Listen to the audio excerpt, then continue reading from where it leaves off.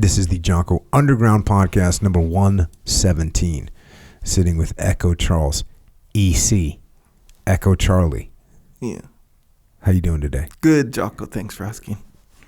Let's be honest. It's kind of it was getting a little rough in here prior to the pressing of record. No, I think you're in one of your moods, which is cool, and I'm glad that you're happy and you're being you. But that's it. I wouldn't call it rough. No. Was I right? About what? About the fact that sometimes you spend a lot of time isolated. You spend a lot of time isolated, or you're just with your kids, which, look, your kids are great. Yep. Kids are great. Mm-hmm. But let's face it, interacting with your kids is not the same as interacting with an adult. Yes, that's right? True. Then you spend a lot of time on your computer because you're a computer, doing your computer stuff, right? Sure. Editing, whatever. Yep, sure. So then you get here, you feel like maybe you have a lot to say. I mean, you got a lot of stuff built up, right? Is this correct? You're not 100% correct, but there is some truth to that. Yes. I would say the part that you might be slightly misguided is, yes, I'm around the same group of people very often, and there's stuff, and you'll understand this, where there's stuff that I can talk with you about that for a bunch of reasons I can't really talk to the fam about. Okay. I mean, I can, but they're either going to be like, bro, why are you even talking to me about this? Or might not be appropriate, or, just for a bunch of reasons. So the end state is I'm spot on. Yes, sir, you are. Never mind, what'd you say, misguided about? The end state, there's no misguiding whatsoever. Yes, you're accurate. Correct. Yeah. Or a way to look at it is, hey, look, I come to you for a lot of, a handful of things, that I can't go to other people for no matter who they are, right? And look, I got you here. Hey, we're here. See what I'm saying?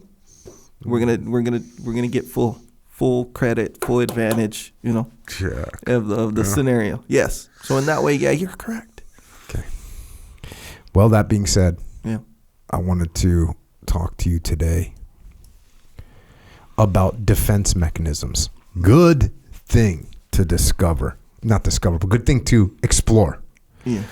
Because people have defense mechanisms that they use, and I have talked about these defense mechanisms before, Echelon Front, like talking to clients, talking to people, talking about leadership. We're going to get into some of those, I think, but they're rooted in the idea of defense mechanisms, which is what everybody has kind of heard of. We have these, and what a defense mechanism is, psychological defense mechanism is an unconscious psychological operation that a person conducts to protect themselves from anxiety, from stress, and from those feelings from developing. So there's a website, verywellmind.com, and I just grabbed some of these defense mechanisms. One of them is displacement, which is when you take your feelings out on someone else. And the example of this is being angry at your boss but taking it out on your spouse instead. Does this make sense now, what a defense mechanism is? Yeah, You've heard this term before, right? What, defense mechanism? Yeah. Oh, yeah, big time. Course, yeah, but I'm wondering, and I'm kind of looking at these, I guess it's just real in general, because, defense mechanism is like, sometimes they're viewed as like a bad thing, like misappropriated. Like you don't have to use this, but you are. We'll get into that, because there's different levels too. Yeah. There's different levels. There's different types. There's some of them that are extremely bad. Yeah. So we'll get to them. Okay. But I think first, just going through some of them. Denial, clearly, denying that something exists. That's a defense mechanism. Violent crime happens to you, and you deny that it even happened. Repression, unconsciously keeping unpleasant information from your conscious mind. Get abused as a kid, and you repress that memory. Or suppression, consciously keeping unpleasant information from your conscious mind. So you choose to push it out of your mind. Sublimation, converting unacceptable impulses into more acceptable outlets. What does this mean? You get into a fight with your spouse, or you get into an argument with your spouse and you start to get angry, but instead of getting in a fight, yelling and screaming, you go for a walk or you go hit the heavy bag or something like that. That's sublimation. Projection. You hear this one a lot, right? You're projecting. Yeah. Do you ever see the movie Wedding Crashers? Yeah.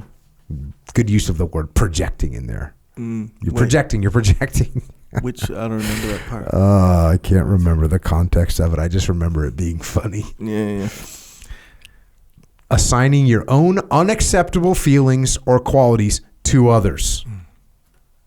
So if you're feeling, the example that they give you, you're feeling attracted to someone other than your spouse, but then you get mad at your spouse thinking that they're cheating on you. So you're projecting your own inadequacies onto someone else. Oh, yeah.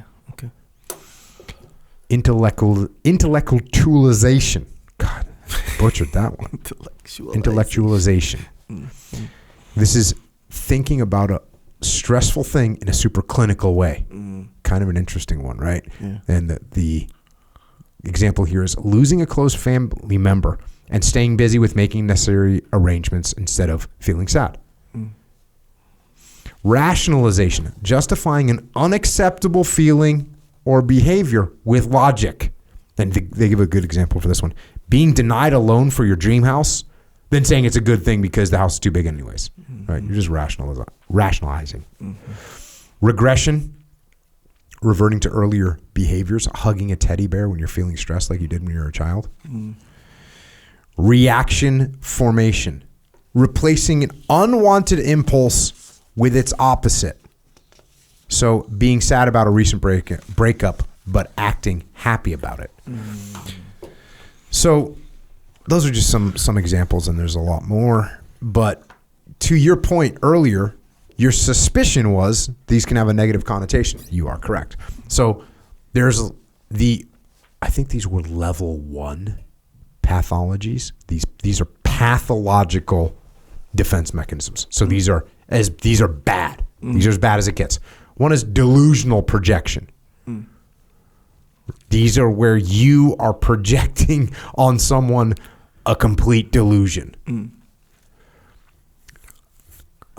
Total denial, like this did not happen, as opposed to like, no, I don't think it was that bad. Right.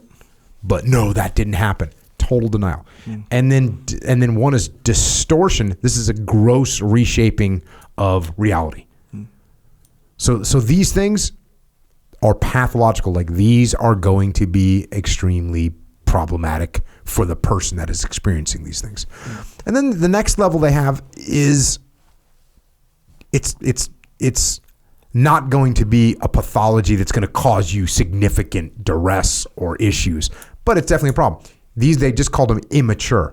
So acting out, hypochondria, passive aggressive, projection, and then they had one term which I hadn't actually never heard before, which was splitting, which was seeing everything as black and white. You know when someone flies off the handle and like you can't have a rational conversation with them because everything is black and white to them? Yeah. That's that. And it's kind of immature. Yeah. It's like when your kids are, I don't even want to go then. Yeah. You know what I mean? Yeah. They're taking like, we could have gone to the birthday party, but you didn't want to clean your room. I don't even want to go then. It's like black or white. Yeah. Okay. Yeah, like that type of thing. At least that's the way I understood it, my very novice way of reading through these things. Yep. It seems like like that splitting has like similar to false dichotomy. I know it's like a different way of conceptualizing, but false dichotomy is the kind where you do it as a joke to me sometimes when I was like, oh, you were paying, we were talking about the taste of certain things, where I was like, oh, it's not very hardcore, making it taste all delicious. And you're like, well, yeah, what else am I going to do? Make it taste like complete crap? And I'm like, bro, that's false dichotomy. There's a bunch of different steps that you could have took besides the extreme kind of a thing. But in a way, splitting kind of follows that same rule book in a way where it's like they go extreme in the other direction. Yeah. And I may have to when I was reading about splitting, I was kind of, there's more to it. There's more to it. So we'll probably dive into these things more. But the general idea that I got from it was, it's like, hey, this is either black or white, and you end up sort of doing that in an immature way. Yeah, like, the idea of you're either with me or against me kind of a thing. Like that seems like real black and white. Yeah. With me or against me. Yeah. Then the next level towards a healthy, which is kind of weird because to me, immature sounds worse than, or sounds better than neurotic. But the next level, which is less bad. So the worst is pathological. The next one is immature. The next one is neurotic. Which was, the first one is displacement, shifting impulses or emotions to a safer outlet, which means, and it's sort of like, it's very similar to the first one I said, like, oh, you're in a fight with your wife, so you're mad at your boss, so you take it out on your wife. That's displacement. But this one is a little bit more positive, where you're taking an emotion that you have that's bad, and you're going to put it onto something that is a little bit more acceptable. Yeah. So, and they actually, in the definition, well, they were talking about like having a sexual urge and instead putting it towards something that's a little bit more acceptable. Yeah, working out. Yeah, like working out or something along those lines. Dissociation. This one sounded pretty bad, where you have a drastic change of your personal identity. Like you start acting like a different person. And then this is the one we covered already. Intellectualization. Excessive analytical thought. So, as you pointed out, look, I've given people this advice before. Hey, something really bad happens. Give people tasks to do where they can kind of get distracted, for a lack of a better word, on, for example, planning for the funeral. Yeah. Like that, to me, is not a horrible thing. And that brings us to the last of these levels, which is just mature, which is using these defense mechanisms, but as almost in a positive way. It's like, it's just a defense mechanism. For instance, one of them is altruism. So what can I do that's positive that will kind of make me feel better about something that went wrong? Oh, you had to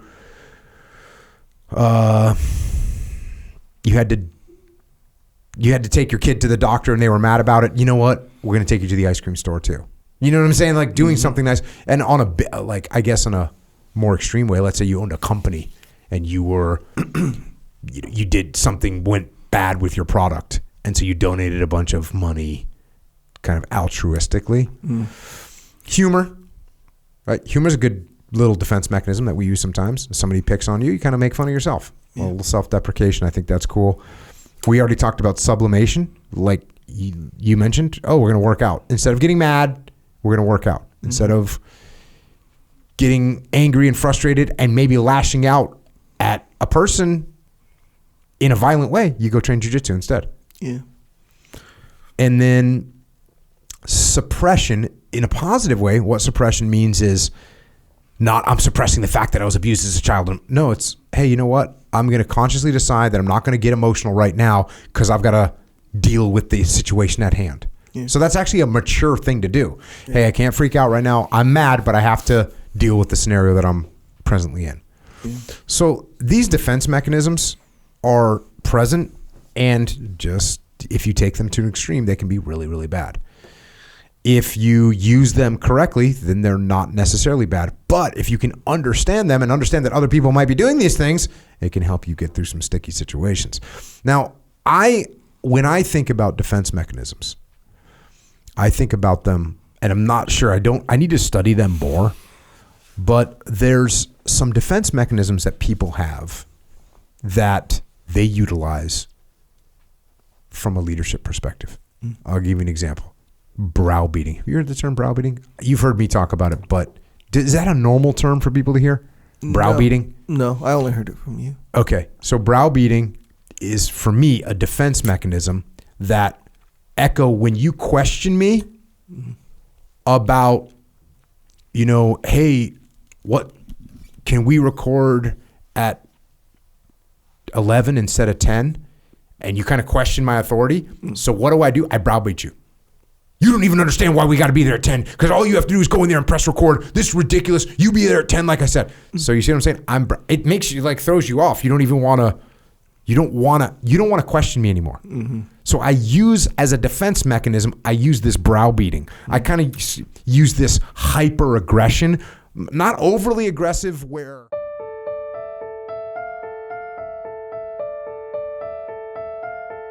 That is a little excerpt of what we are doing on the Jocko Underground podcast. So if you want to continue to listen, go to jockounderground.com and subscribe. And we're doing this to mitigate our reliance on external platforms so we are not subject to their control. And we're doing it so we can give you more control, more interaction, more direct connections, better communications with us, strengthen this legion of troopers that are in the game with us. So thank you. It's jockounderground.com. It costs $8.18 a month. And if you can't afford to support us, we can still support you. Just email assistance@jockounderground.com and we'll get you taken care of. Until then, we will see you mobilized underground.